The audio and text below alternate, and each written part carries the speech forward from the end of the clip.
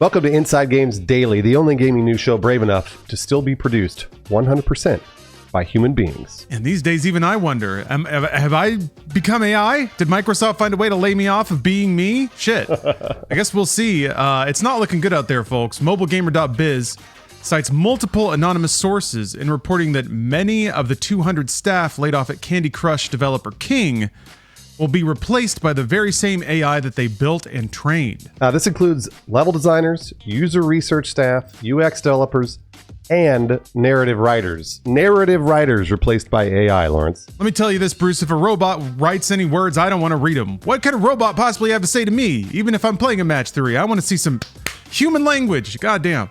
Speaking of, an anonymous human person said, quote, "Most of level design has been wiped, which is crazy since they've spent months building tools to craft levels quicker. Now those AI tools are basically replacing the teams. Similarly, the copywriting team is completely removing people since we now have AI tools that those individuals have been creating." This is an absolute nightmare and something we have been warned about for years now.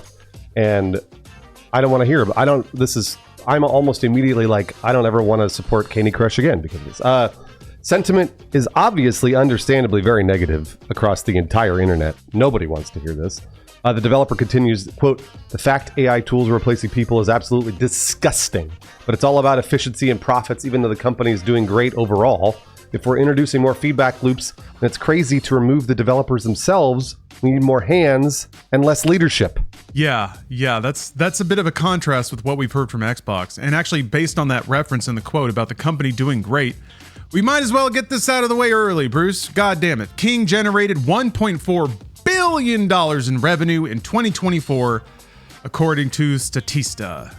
That's right. Those gacha games really get. I mean, Candy Crush has been doing it for a very long time. King, in general, just absolutely slaying in terms of revenue. And whatever. We'll get to the speculation later. It's hard to keep it in a bottle, but there's news, I guess. It really is. Game designers losing jobs conflicts with Xbox's claim that it would be mostly management layers affected by those layoffs that just happened. Yeah, if there's one way to sell layoffs, I guess it's to say that it only affects middle management because who likes those guys, but apparently not. Yeah, so specifically to go back to the quote, when news of Microsoft's 9,000 layoffs hit 2 weeks ago, a statement from Microsoft Gaming CEO Phil Spencer said that Xbox would, quote, "follow Microsoft's lead in removing layers of management to increase agility and effectiveness." That objective is restated in an internal memo published by Mobile Gamer, which laments that, quote, "the size and structure of the company often makes it difficult to get things done." Like make video game levels without asking any humans to do it for you, I guess. Yeah. The memo then lays out a vision of an organization with, quote, "fewer layers, fewer overlapping remits, fewer hours spent on alignment, fewer people in meetings, fewer stakeholders for every project." That's right. And fewer living humans on the payroll, Lawrence, because robots won't argue with you. Yeah, right. If I'm an executive with a great idea that's just going to earn so much money and I'm a genius, I don't want some dipshit that's my employee telling me it's a bad idea. If a robot does it, then I can just use another robot until I find one that says go for it. Exactly right. The report includes other info, though none of it is obviously good news. The Farm Heroes Saga team is being slashed in half, losing about 50 people. Damn, at that point, it's not even a unit anymore.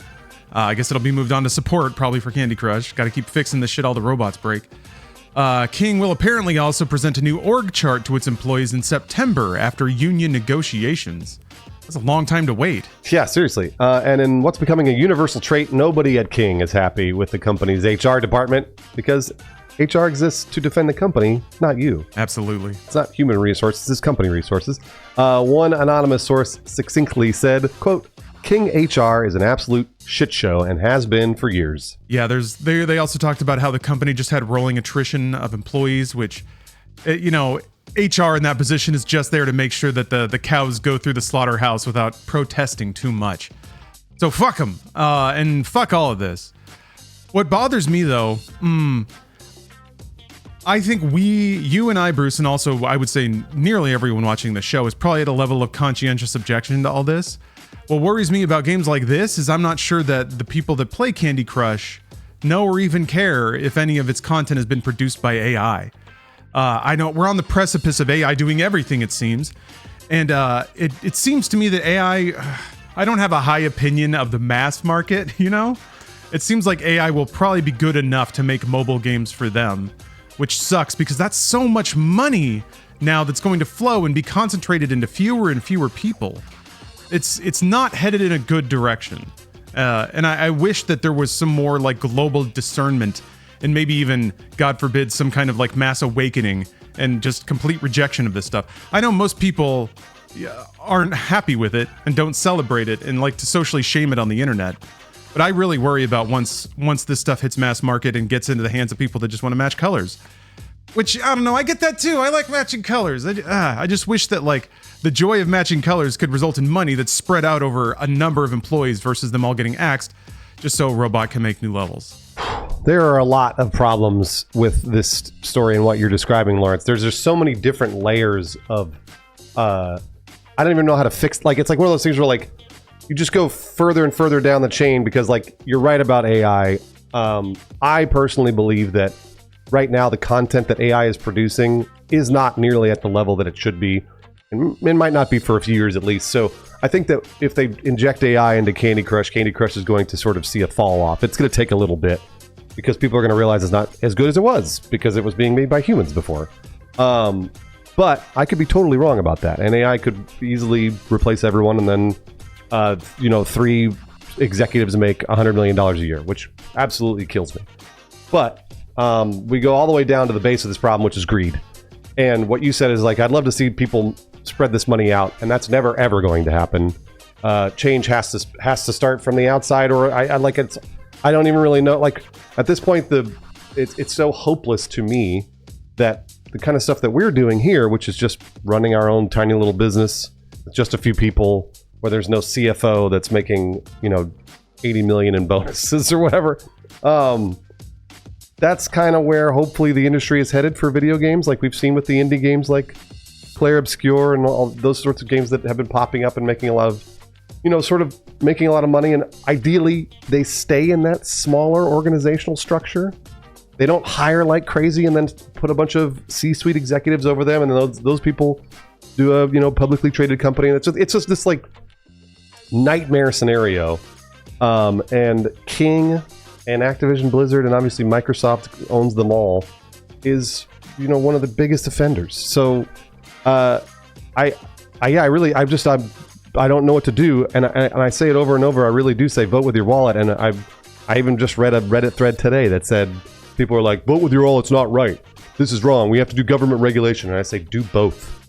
I say do fucking both. I say do what you can for stop killing games, and then I also say stop buying these things. Don't play Candy Crush if you are a Candy Crush conscientious objector. Don't play anymore. Stop. And I mean this because it does work along with government regulations. So let's do both. Yeah, that's the only way that I can foresee a path through this.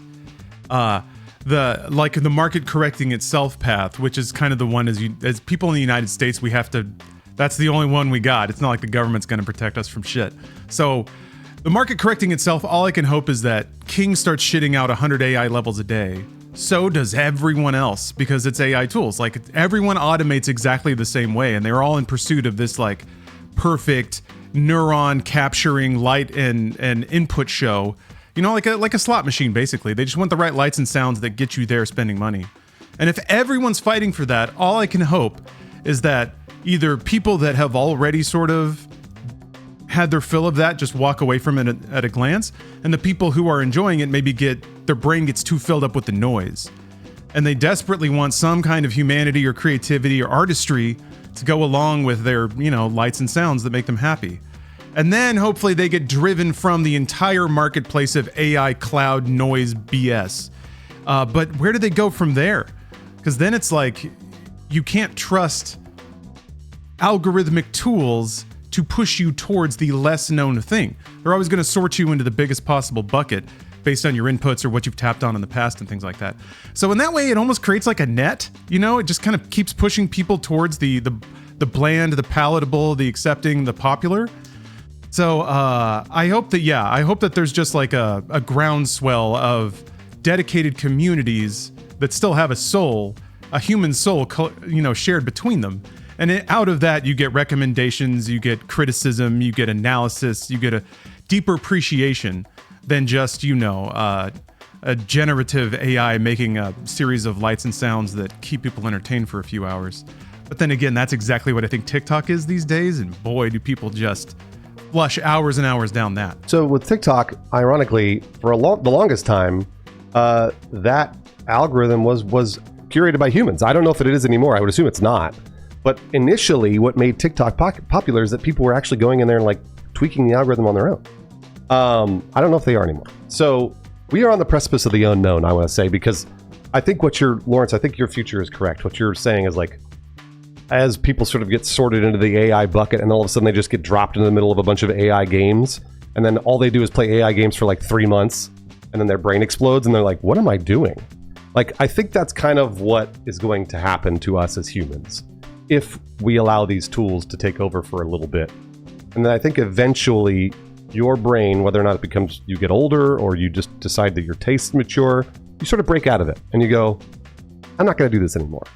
I'm a firm believer in a lot of the systems that we have in place will either break or somebody will, like, they'll change. They'll have to change. So I like I said, I'm not hopeless, but I know a lot of people feel hopeless about this. And I don't think that AI is going to take over when it comes to the creative stuff that we consume. I really don't. I think humans want to consume things that other humans make because we love creativity and we love art. So I don't necessarily think that AI is going to be the be-all, end-all for the rest of our future. But I do think what Lawrence is saying is correct. I think there is going to be a trend of this for the next few years. The easy solution is the one you alluded to, regulation. If it takes fewer workers to make entertainment or a product that more people consume, and it drives all that money to fewer and fewer people, then we have to redistribute that wealth. We've got to pass laws to grab it, take it, and then make some parks, fund a school, universal basic income. If there's no more fucking jobs, why are we letting a few people have all the wealth and no one have any work? If there's no reason for labor anymore, then there's no reason for money. I don't know. Now I'm getting a little too extreme, but we're theoretically on the precipice, or at least the news would tell us that we're on the precipice of technology making certain kinds of labor completely obsolete. Society's been through this a few times, and there's always a disruption. But with regulation, at least we can make it humane. But nobody's eyes are on that ball right now, especially when it comes to like legal stuff. Mainly because of a bunch of other atrocities happening at the moment. But yeah, sad times, which is why that seems like an unlikely outcome. Maybe someone in Europe can handle this one, along with Stop Killing Games. Yeah, seriously. But I do want to say our hearts go out to the people that have worked on Candy Crush and then got laid off because of these tools they built. That this is the absolute worst possible scenario for you. And I feel incredibly bad for you. And I know that the work that you did will eventually pay off in other ways. Please don't give up. Candy Crush is one of the top mobile games and has been for years. So you've been killing it. You really have. And I will say there's clearly some artistry involved with that game. Yeah, I had my Candy Crush days. Back when I rode the bus, oh man, I was into that stuff. So yeah, it is a fun game, even if there's some slot machine aspects to it behind the curtain. But that's most mobile games. So what you gonna do? Hey, I chose to use my time to play Candy Crush, and I felt rewarded for it. That's right, exactly. We'd also like to thank everybody watching this for being a breathing human with free will. We know that you are, unless you're a bot, but you're not actually watching it if you're a bot. You're a human. So thank you. We'd also like to especially shout out some viewers that performed the ultimate free will flex. They spent money. They spent money on the Inside Games Patreon. Tali Monochrome and Lenny Neves. Congratulations on really, truly existing. I spend money, therefore I am.